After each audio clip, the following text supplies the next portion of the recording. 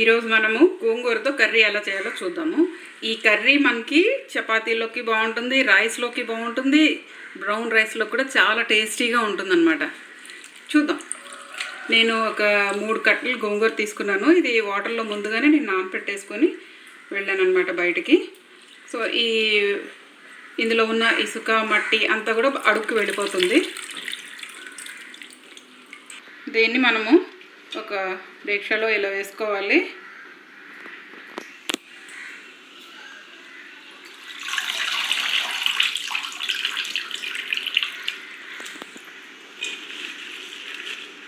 మనం ఇంత చేస్తాం కానీ గోంగూర ఆకుకూరలు ఏవైనా సరే మనం ఎంత ఎక్కువ చేస్తే అంత తక్కువ వచ్చేస్తూ ఉంటాయి. సో తీసుకునేటప్పుడే కొంచెం ఎక్కువ తీసుకోండి. మీ ఫ్యామిలీ మెంబర్స్ని మైండ్లో పెట్టుకొని అంత ఎక్కువ తీసుకోండి.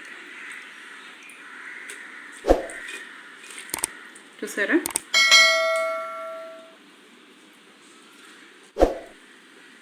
ఇప్పుడు దీంట్లో మనము ఒక చిన్న ఆనియన్ వేసుకుందాం. ఈ సైజ్ చాలు, సరిపోతుంది.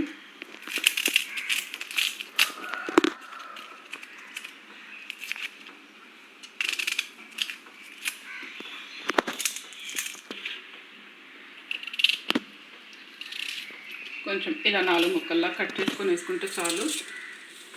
స్మాల్ పీసెస్లా చాపింగ్ ఏం అవసరం లేదు. నెక్స్ట్ చిల్లీస్ చూడండి, మీకు కారాన్ని బట్టి మీరు వేసుకుంటారనమాట. కొంచెం వేసుకుంటే సరిపోతుంది.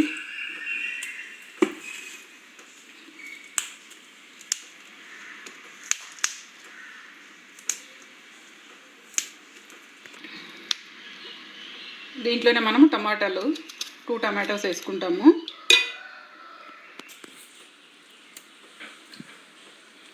ఎండకి పడుతుందా?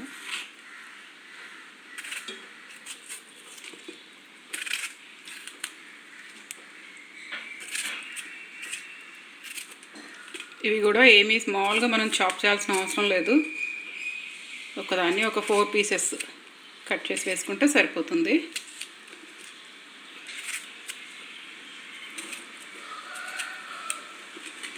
నిన్న పాలకూర ఎంతమంది ట్రై చేశారు? టేస్ట్ ఎలా వచ్చిందండి? అది కూడా చపాతీలో కానీ రైస్లో కానీ దేంట్లోకైనా కూడా బాగుంటుంది. ఆకుకూరలు ఇప్పుడు సమ్మర్ కదా, మనం ఆకుకూరలే తినాలి మ్యాక్సిమము. దీంట్లో కొంచెం పసుపు వేసుకుంటున్నాను నేను. సాల్ట్, కారం కూడా దీంట్లోనే వేసుకుంటాను నేను. గోంగూర పులుపు ఉంటుంది కదా, కొంచెం కారం ఎక్కువ వేసుకుంటేనే బాగుంటుంది. దీంట్లో కొంచెం సాల్ట్ సరిపోతుంది. ఇంకా పైన మనం కొంచెం ఈ మాత్రం ఆయిల్ వేసుకుంటే సరిపోతుంది. అంటే ఒక 2 టీ స్పూన్స్ వేసుకుంటే సరిపోతుంది. దీన్ని ఇప్పుడు మనం స్టవ్ మీద పెట్టేసుకుందాం, సిమ్లో పెట్టేసుకుందాం. ఓకే,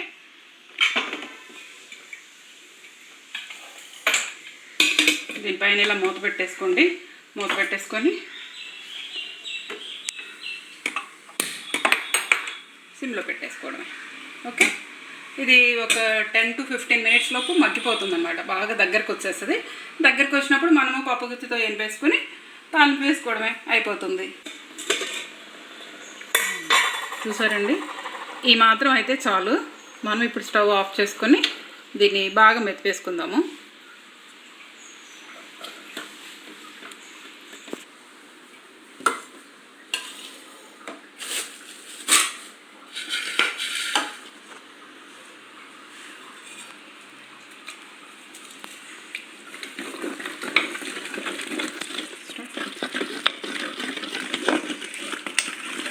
ఈ మెరిపే దాంట్లోనే ఈ చిల్లీస్ కానీ టమాటోస్ కానీ అన్నీ బాగా మిక్స్ అయిపోతాయండి. మనం వాటర్ ఏమీ వేయాల్సిన అవసరం లేదు. ఆ గోంగూరలో ఉండే వాటరే మనకు సరిపోతుంది అన్నమాట. బాగా పేస్ట్ లాగా రావాలని మిక్సీలో వేయద్దు, గ్రైండరు చేయద్దు. జస్ట్ మనం పప్పు గుత్తితో ఇలా తిప్పుకుంటే చాలు, కచ్చా పచ్చగా ఉంటే చాలు. అదే టేస్ట్గా ఉంటుంది.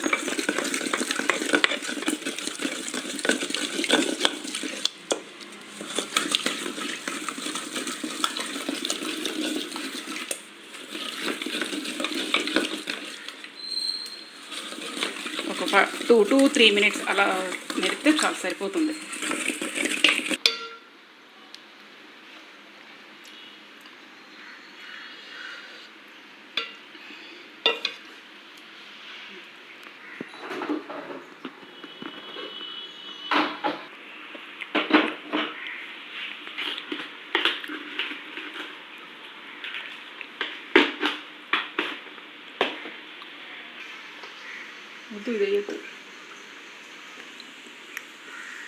ఫస్ట్ మనము ఒక 2 to 3 teaspoons ఆయిల్ వేసుకుందాం. కొంచెం ఎక్కువ ఉందిలేండి, 4 to 5 అనుకోండి.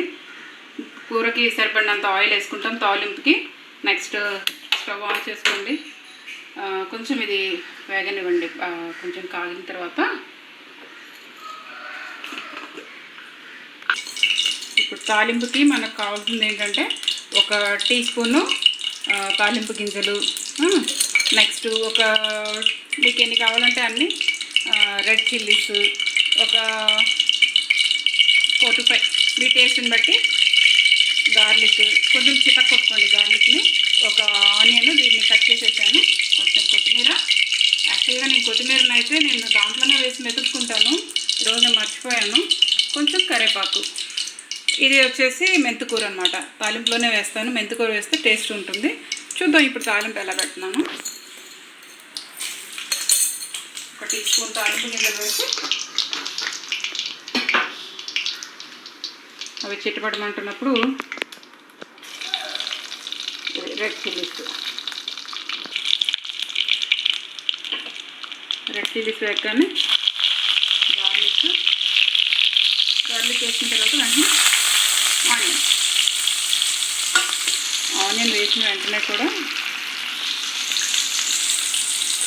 మెంతికూర.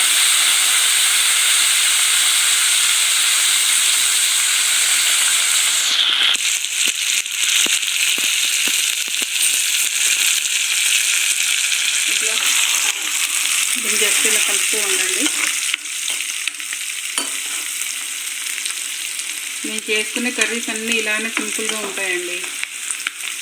నేను ఇంగువ కానీ ఇంకా కారపళ్ళు ఇంకే పళ్ళు నేను వాడను. మార్నింగ్ పిల్లలకి ఫాస్ట్గా చేసేసి బాక్స్లో పెట్టి పంపించాలి కాబట్టి ఇలానే చేసుకుంటాను నేను. ఈ వంటలన్నీ నేను మా మదర్ దగ్గరే నేర్చుకున్నాను. ఇంకా అదే అలవాటు అయిపోయింది, ఆ టేస్ట్కి అలవాటు పడిపోయాం. మరి నేను ఎక్కువ పెరిగింది గుంటూరు ప్రకాశం డిస్ట్రిక్ట్ కాబట్టి అటువైపు వంటలు ఇలానే ఉంటాయి సింపుల్గా.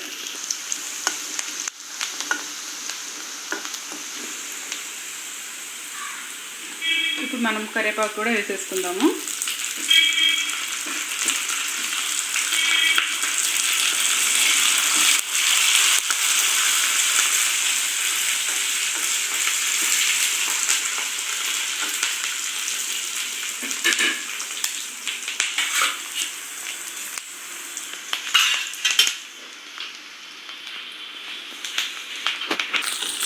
కొంచెం ఈ గోల్డెన్ బ్రౌన్ వస్తున్నప్పుడు మనం రుబ్బి పెట్టుకున్న ఈ కర్రీ మొత్తము వేసేసుకోవాలి. సిమ్లో పెట్టుకోండి. అప్పుడు కొంచెం దీంట్లో వాటర్ వేసేసుకొని దీంట్లో ఏమన్నా ఉంది అంటే కూడా అది మొత్తం లాగేసేసేయండి. ఓకేనండి, చూడండి ఇదంతా కొంచెం అలా మిక్స్ చేసుకోండి సిమ్లోనే. ఒక్క 5 minutes ఉంచుకుంటే సరిపోతుంది. మనం ఇప్పుడు వేసిన వాటర్ కూడా మొత్తం మిక్స్ అయిపోతుంది అన్నమాట ఈ కర్రీలో.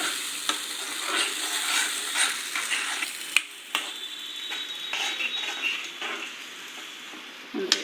ఒకేసారి దీంట్లో మనము ఈ కట్ చేసి పెట్టుకున్న కొత్తిమీరని కూడా వేసేసుకొని కలిపేసుకోవడం.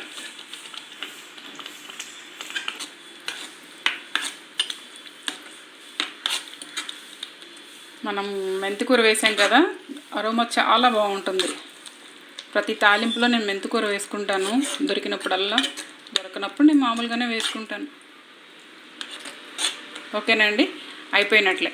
దీన్ని ఇప్పుడు మనము చపాతీలో తినొచ్చు, రైస్లో తినొచ్చు, దేంట్లో తిన్నా కూడా చాలా టేస్టీగా ఉంటుందన్నమాట. ఓకేనండి, థ్యాంక్ యూ. అయిపోయినట్లేనండి ఇప్పుడు ఈ కర్రీ. మరి మీరు నా ఛానల్ని షేర్ చేయండి, సబ్స్క్రైబ్ చేయండి, మరి లైక్ కూడా చేయండి. ఓకే అండి, థ్యాంక్ యూ.